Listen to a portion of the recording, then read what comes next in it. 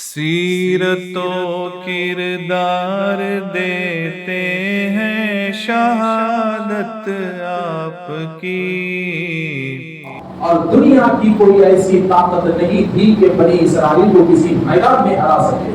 تو آخر راز کیا تھا؟ تو میرے دوستو، راز تھا تابوت سکینہ۔ اللہ تبارک و تعالیٰ نے جس تابوت کا، جس صندوق کا، جس بیٹی کا قرآن مجید کے دوسرے پارے میں جس کا ذکر کیا، تابوت سکینہ، ایک ایسی بیٹی، ایک ایسا صندوق کہ دنیا کے تمام حکمراں اس صندوق کو حاصل کرنے میں اپنی جدوجہد لگا دی، اور آج بھی تابوت سکینہ کی تلاش جاری ہے، اور آج بھی دنیا کے عیسائی اور یہودی حکمراں اس تابوت کو ڈھونڈنے میں اپنے ریسرچ کو لگے ہوئے ہیں، اس لیے کہ ان کا عقیدہ ہے کہ اگر وہ تابوت سکینہ ان کے ہاتھ کو لگ گیا تو پوری دنیا میں ان کی حکومت آ جائے گی۔ تو میرے دوستو، تو آخر یہ تابوت سکینہ کیا ہے؟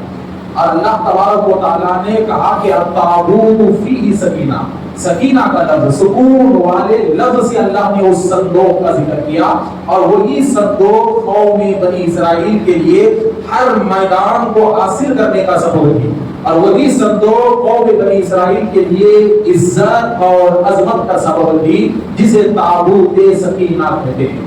تابوت یعنی پیٹھی، سکینہ یعنی دل کو سکون دینے والی، دل کو فرحت دینے والی، فتح دینے والی، خوشخبری دینے والی اشیاء کو سکینہ کہتے ہیں۔ تو اللہ نے اس بیٹی کو تابوت کے نام سے قرآن میں ذکر کیا کہ ان کے پاس تابوت سکینہ ہے، اور اللہ نے تمہیں تابوت سکینہ، سکون والی بیٹی سے تمہیں نوازا ہے۔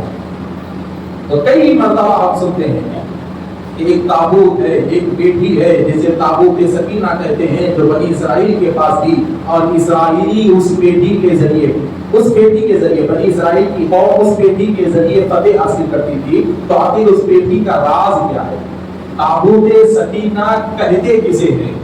اور آج دنیا تابوت سکینہ پہ ریسرچ کیوں کر رہی ہے؟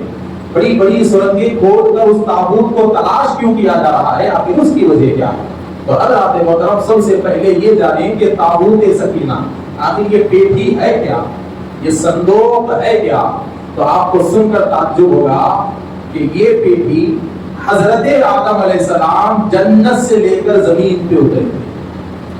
ایک ایسی بیٹی تھی جو دنیا کی بیٹی نہیں تھی، دنیا کا کوئی مزدور اسے نہیں بنایا تھا، دنیا کا کوئی بڑائی اسے نہیں بنایا تھا، بلکہ وہ بنی ہوئی بیٹی تھی، اور جنت سے حضرت آدم لے کر اترے تھے۔ تو جنت کی صندوق ہونے کی وجہ سے اس بیٹی میں ایک بڑی عجیب تاثیر یہ تھی کہ اس صندوق کے سامنے ٹھہر کر جو بھی دعا مانگی جاتی تھی وہ دعا قبول ہو جاتی تھی۔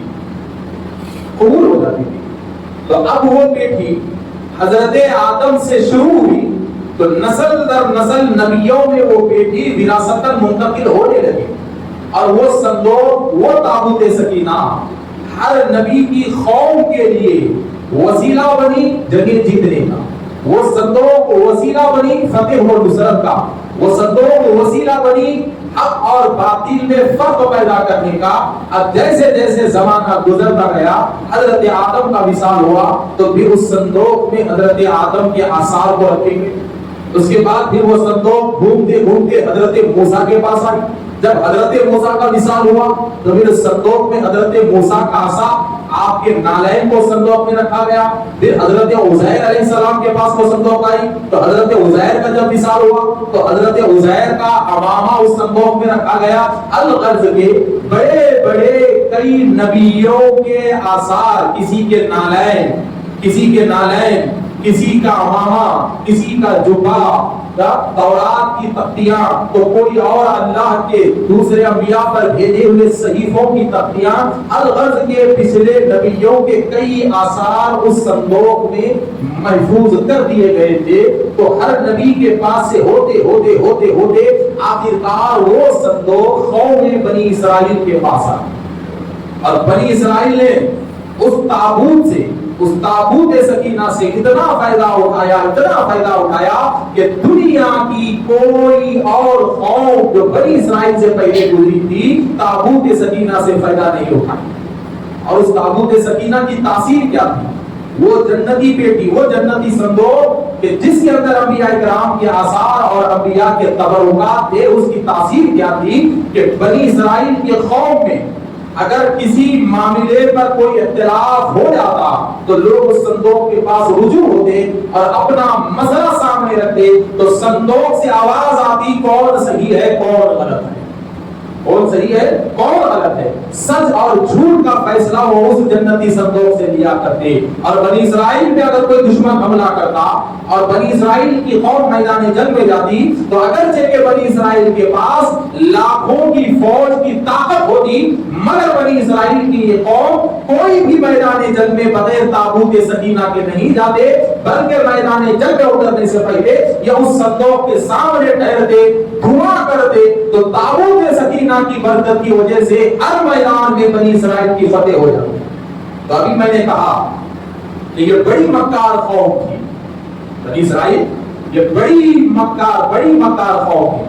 آخرکار جب انہیں طاقت مل گئی، قوت مل گئی، بڑے بڑے میدان ان کے ہاتھ میں آ گئے، تو انہیں یقین ہو گیا کہ اب ہمیں کوئی ہرا نہیں سکتا۔ انہوں نے کیا کیا؟ اللہ کی ناشکری یہ قوم شروع کر دی، اللہ کی ناشکری میں قوم شروع کر دی۔ اللہ تبارک و تعالیٰ کے دیے ہوئے نعمتوں کا یہ قوم غلط استعمال کی۔ اللہ رب العزت نے بہترین جیت کے ذریعے جن زمینوں کو ان کے قدموں میں ڈال دیا تھا، اسی زمین پر یہ لوگ بڑے بڑے گناہ شروع کیے۔ تو جب بنی اسرائیل کی نافرمانی حد سے زیادہ بڑھ گئی، ان کے گناہ حد سے زیادہ بڑھ گئے، اور اللہ انہیں ڈھیل پہ ڈھیل دیتا رہا، یاد رکھو ذات محترم وہ ارحم الراحمین ہے۔ اللہ تبارک و تعالیٰ سب سے پہلے بندے کے عیب کو چھپاتا جاتا ہے، وہ ستار ہے، پردہ پوشی کرنے والا ہے، عیبوں کو چھپانے والا ہے، گناہوں کو چھپانے والا ہے۔ تو جب بندہ اکیلے میں، تنہائی میں، دنیا کی آنکھوں سے دور، اللہ کی نظر کے سامنے بندہ گناہ کرتا ہے، مگر اللہ تبارک و تعالیٰ کی محبت بندے سے اتنی ہے کہ اکیلے کے گناہ کو اللہ تعالیٰ کبھی بندوں کے سامنے ظاہر نہیں کرتا، بلکہ اللہ گنہگاروں کے گناہوں کو پردہ ڈالتے جاتا ہے اور موقع دیتے جاتا ہے، موقع دیتا جاتا ہے۔ جب تک رب چاہتا ہے اللہ تعالیٰ زمین پر نافرمانوں کو موقع دیتا ہے، اور جب یہ اللہ کے نافرمان بندے، اللہ کے گنہگار بندے، اللہ کے نعمتوں کو نہ سمجھنے والے بندے، اللہ کی سہولتوں کو نہ سمجھنے والے بندے، اللہ کے انعام کو نہ سمجھنے والے بندے، اللہ کی قدرت کو نہ سمجھنے والے بندے، اللہ سے بغیر مول لینے والے جب یہ بندوں کے گناہ حد سے زیادہ ہو جاتے ہیں، تو پھر اللہ تبارک و تعالیٰ عذاب کی شکل میں درندوں جیسی فوج کو اپنے گنہگار بندوں پہ مسلط کر دیتا ہے۔ بڑی خطرناک ظالم اور جابر فوج کو گنہگار بندوں پہ مسلط کر دیتا ہے، تاکہ ظالموں اور جابروں کے ظلم سے بندے کو اللہ یاد آ جائے، مظلوم کو اللہ یاد آ جائے۔ تو یہی پر بھی ایسے ہی ہوا کہ بنی اسرائیل بڑی طاقتور تھی، بڑی مضبوط تھی، اور زمین پر سب سے طاقتور وہ قوم بن چکی تھی، اور تابوت سکینہ اس مقدس صندوق کا انہوں نے بہت بڑا فائدہ اٹھایا تھا، مگر وہ غلط فہمی میں رہ گئے۔ ان کے دل میں یہ غلط فہمی آ گئی کہ اب ہمیں کوئی کچھ نہیں کر سکتا، ہمیں کچھ نہیں، کوئی ہمیں مٹا نہیں سکتا، اور وہ گناہوں پہ گناہ کرنے لگے۔ تو اللہ تبارک و تعالیٰ نے قوم عمالقہ کو ان کے اوپر مسلط کر دیا۔ قوم عمالقہ وہ زمانے کی بہت بڑی ظالم قوم عمالقہ، قوم عمالقہ کے کفار کو ان کے سروں پہ مسلط کر دیا، اور قوم عمالقہ نے بنی اسرائیل کا خون اتنا بہایا،